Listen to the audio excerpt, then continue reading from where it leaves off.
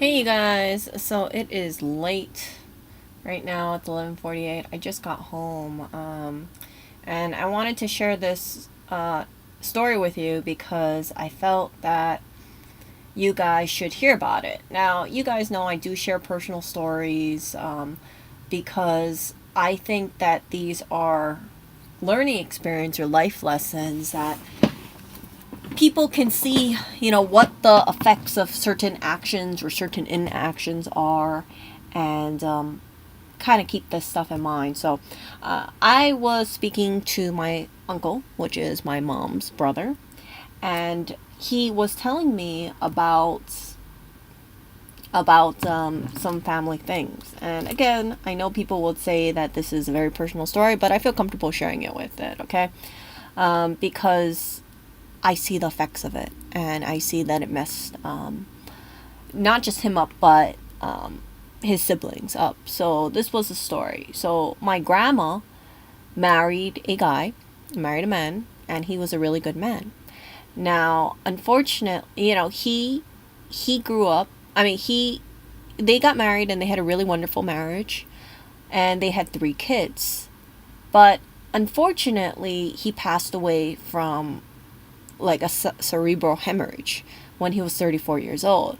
Now, she was devastated because she had 3 small children, age 6 and under, okay? And she found herself to be a single parent. So, a couple years later or so, she remarried. Now, the man that she married, my grandma remarried, was, by accounts, an abusive man. So what he did is that because my grandma was not around all the time, she had a job. What he would do is that when the kids were home alone with him, he would grab out a belt and beat them up every single day. He would basically, belt them, and he would do it on their bodies, so the wounds couldn't be shown. And he said, if you tell your mother, I'm gonna beat you up twice as hard. So they were too scared to tell her, and she didn't know. I mean, I don't know how. I guess she never gave them bats or something. I don't know. But she she this went on for a number of years. Now, the problem is that my grandma, from what I've been hearing, she did not want to lose him, this abusive man, because she had a kid with him, right? So they had a child together years later, and that became my mom and her 2 brothers, the step brother, right? But yeah, so because she had another child with her new husband, she didn't want to leave him, even though he was belting her 3 children. So it's, I mean, I didn't really want to go into it because my uncle was really, affected by telling me this stuff. But he said that being beat up every single day with a belt, and this isn't just like a little hitting, this is like really beating them freaking up with a belt, um, made them really traumatized, all 3 of them. And I don't know if he did anything to the stepbrother, which is his own biological kid. I have no idea. I didn't ask, but it caused a lot of trauma. And what happened was is that I found out that, for instance, this is allegedly, one day he beat my mom so much with a belt, she grabbed the knife to defend herself. And what he did is he allegedly, right, allegedly here, grabbed the knife and he actually slashed her arm with a knife. Allegedly. And yeah, that kind of stuff. Like, that's the kind of person that the stepfather was, allegedly, right? But the stepfather was not a good person from what I'm hearing. And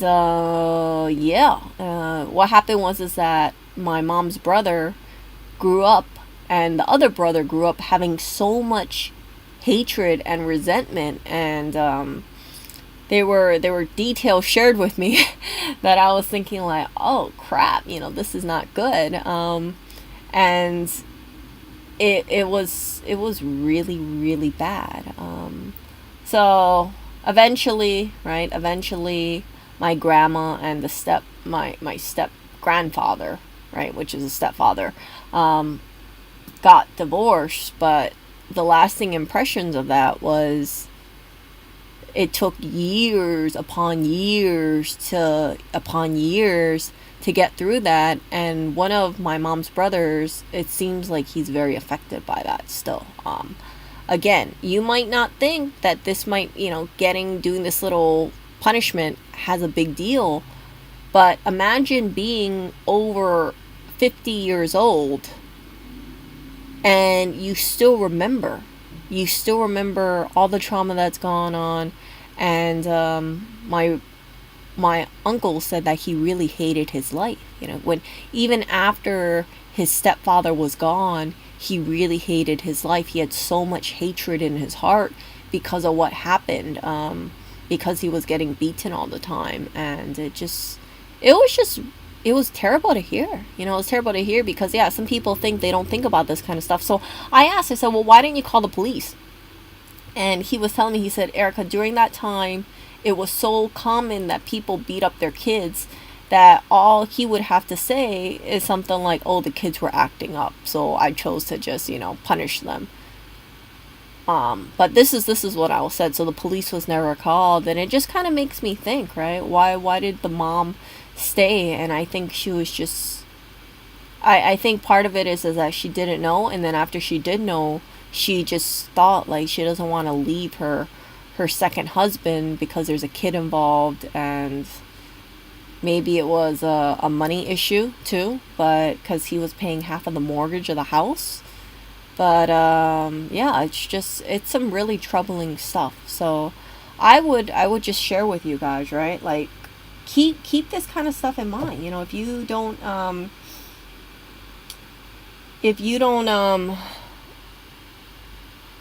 you keep this in mind. Like you don't want to continue this kind of cycle, okay? Because if you are, and I don't imagine most of you guys are doing this. I hope none of you guys are doing this. If you guys are really like taking things out on kids or small children, don't think that it's not gonna create them to have like maybe a really messed up childhood or messed up adulthood at all.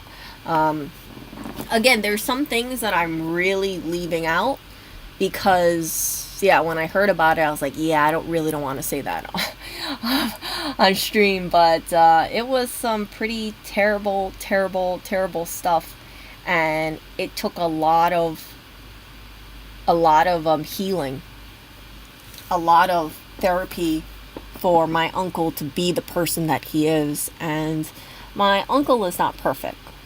He's admitted that, but he's made a lot of mistakes in his life. But he has such a big heart.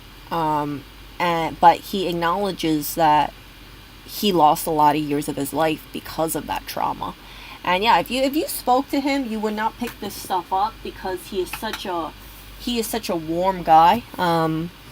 He has a lot of common sense. Speaking to him, it reminds me of my mom. They have similar lines of thinking too, and it's just like I really thanked him. I thanked him for reaching out to me. You guys know, right?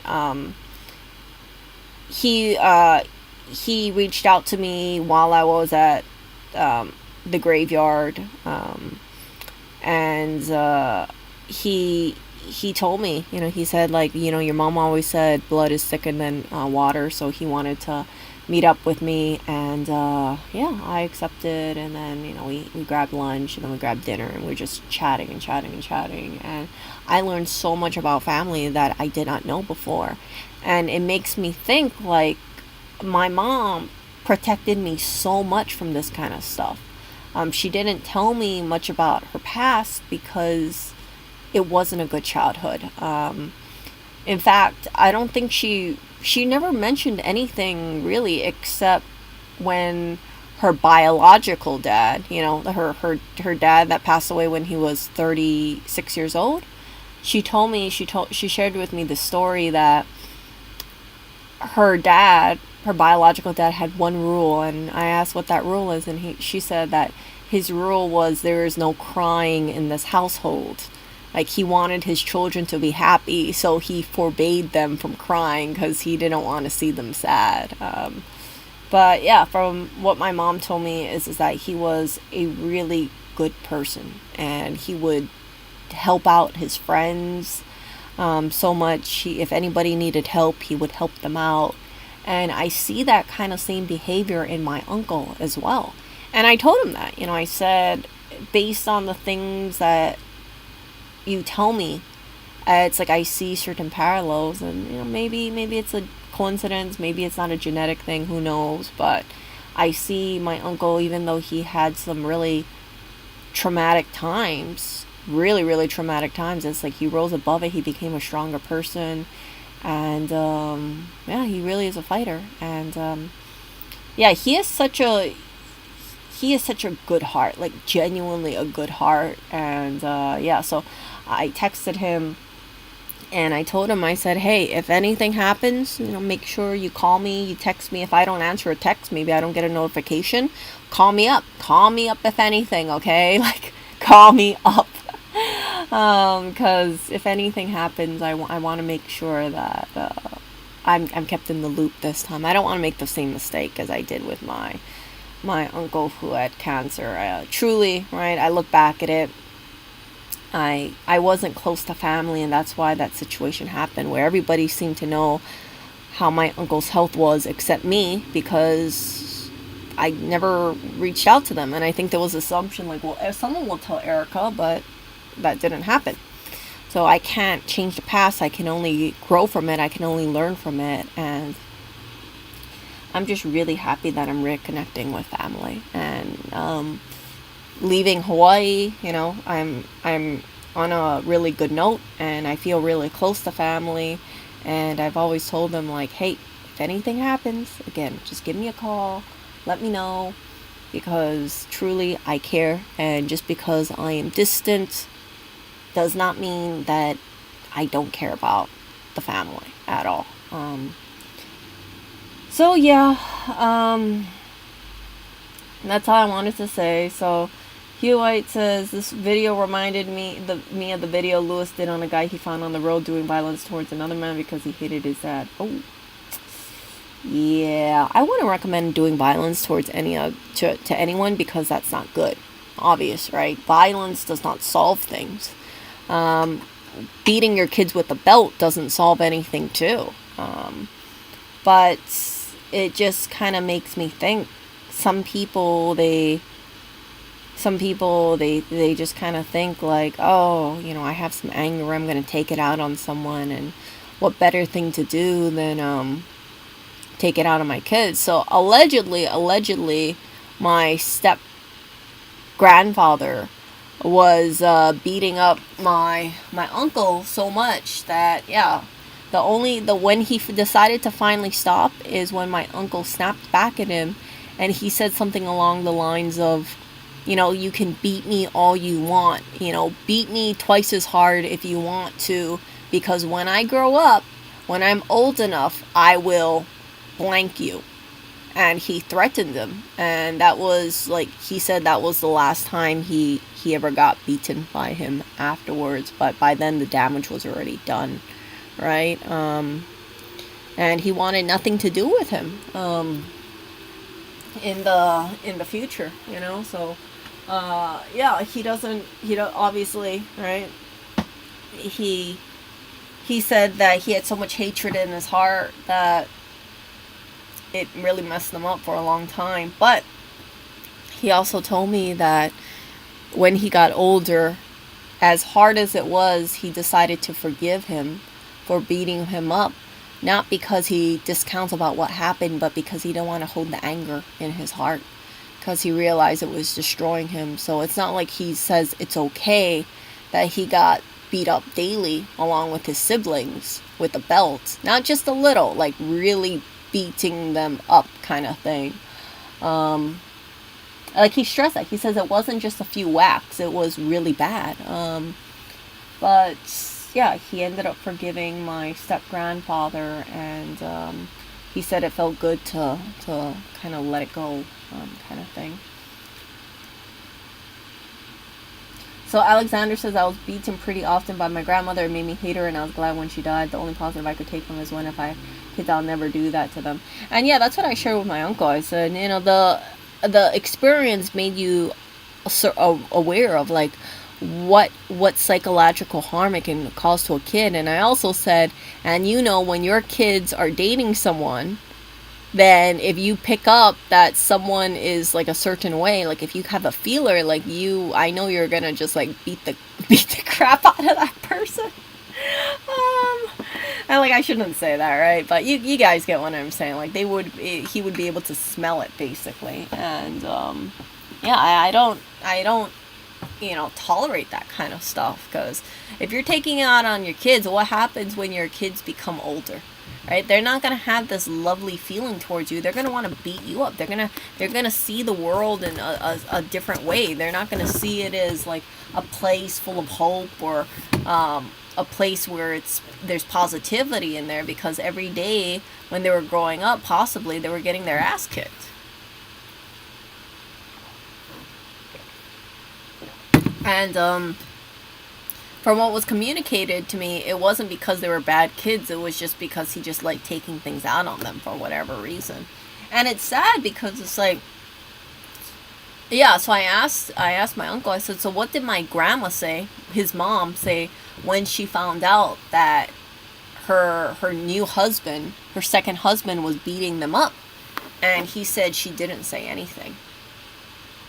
So, yeah, I don't know when the timeline was between when she found out versus when it originally started, but you have to be, I'm going to be real here, you have to be pretty sick in the head to beat up your wife's original kids. I'm going to say original kids because I don't know what the wording for it, but your wife's kids from her first marriage, and then say, you know, if you, I will beat you up twice as hard if you tell her, kind of thing. Like that's not a loving parent. That's a sick F. You know, that's a sick fuck. Let's be real here.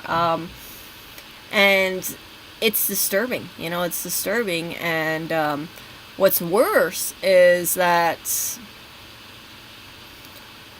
What's worse is like you hear about this kind of stuff and you're just thinking like, man, you hear about these stories, but you don't realize like how close to home it hits, in terms of relatives. Like I knew my uncle, I knew my uncles, I knew my mom, obviously, but I never picked up on this kind of stuff because they hid it. And it's only now, at my age, that I'm aware of it because my uncle disclosed it to me. My mom would never, ever tell me about the details about this. All I know is she said that her stepfather cut her wrist with a knife. And I just thought like, oh, like that's all she said. She didn't tell me if they were in a fight or not, but according to my uncle, which is her younger brother, yeah, it was pretty bad. So yeah, she was heavily traumatized by it, and it's not good. You know, it's not good at all. So I share this kind of stuff not because I want to put you know step grandfather of my family in a bad light, but keeping this in doesn't help make the world a better place, right? And I want you guys to hear this story because if you know anybody, right, if you go and date someone, or if you are in a relationship where your partner is beating up your kids or something like that, or you know someone who's in this kind of situation, I want you to see the bigger picture here and see this is what could happen. The kids will be scared while they're younger, and then as they get older, they're gonna get pissed off. And they might end up with rage issues. They might threaten to kill you. They might have psychological issues. and they could really kind of mess up their life for years or the whole entire life, just because every day they were getting beaten up, they were having things taken out on them, and there were probably things that were said that my uncle does not feel comfortable sharing with me, understandably so. But all those kind of things, it's not just because of one day, it's because of building up. And then it's just like, I feel like a lot of their childhood was just beaten out of them, right? Because it's like they're so traumatized by losing their father, and then after they lose their father, their mom meets a new guy, and then the new guy just beats the crap out of them for years. And how long is this? We're talking, from what I can deduce, it's probably like over 10 years. So it's some pretty disturbing stuff, for sure. And again, I don't want this cycle to continue. I don't want people having to deal with this, but I know this goes on in the world. And I know some people, they have some very like small-minded thinking, and they think like, oh, nothing's gonna happen, I'm just gonna punish my kids this way. But it really just ruins your bonds with your kid if you're doing this, right? And it causes a kid to be fearful, and then angry, and then maybe psychologically unstable.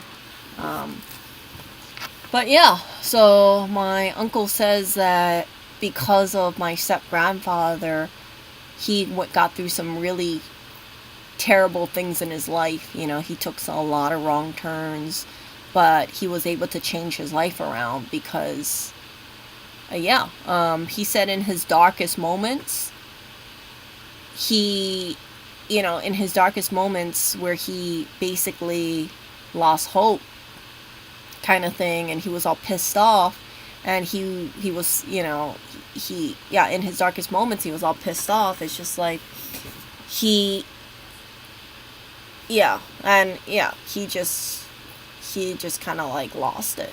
But like I said, thankfully he seemed to get this issue under control. And so that was the past, and now he's a much better person, but he still is, you can tell by the way he speaks about his stepfather that he's still affected by it, but he doesn't let the trauma control his life. And that's all I wanted to get.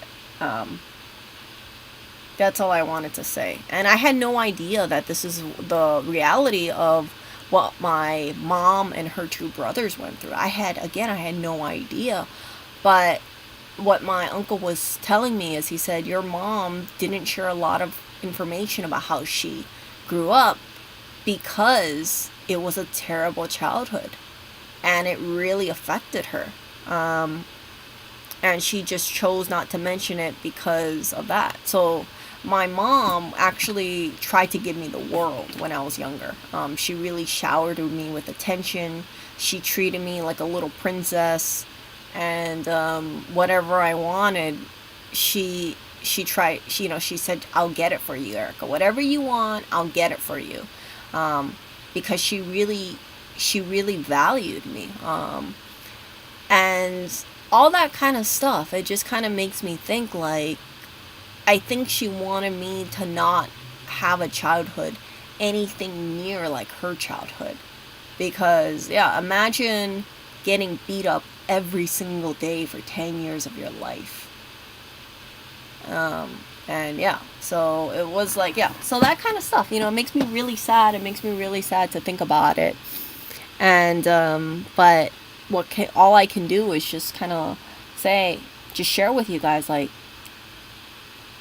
this story, because I want it to stay with you all, because I ideally, like I said, I want this cycle of this abuse to end for children all around the world.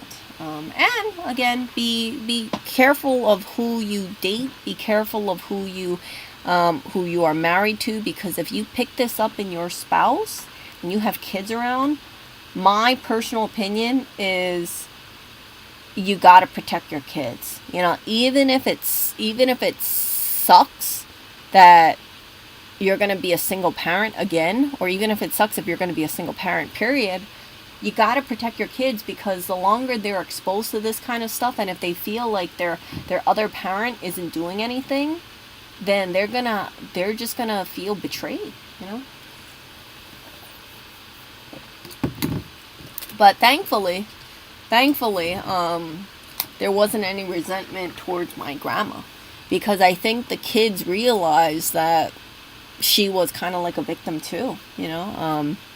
There were things happening to her, and like I said, she was mentally very vulnerable because her first husband died, right? And then she finds herself stuck with this guy. She has this guy's kid, and then so she has a total of 4 children. And if she divorces this guy, she's going to be a single parent of 4 children. And she's probably going to have a custody battle with this guy too, right? Her second husband. So all that kind of stuff, right? It's a lot to take in mind. It's a lot of things to just kind of like consider. I don't have any information about the abusive stepfather in his childhood. I have zero. I have no idea. I have absolutely no idea. I don't know. I have zero idea about that stuff.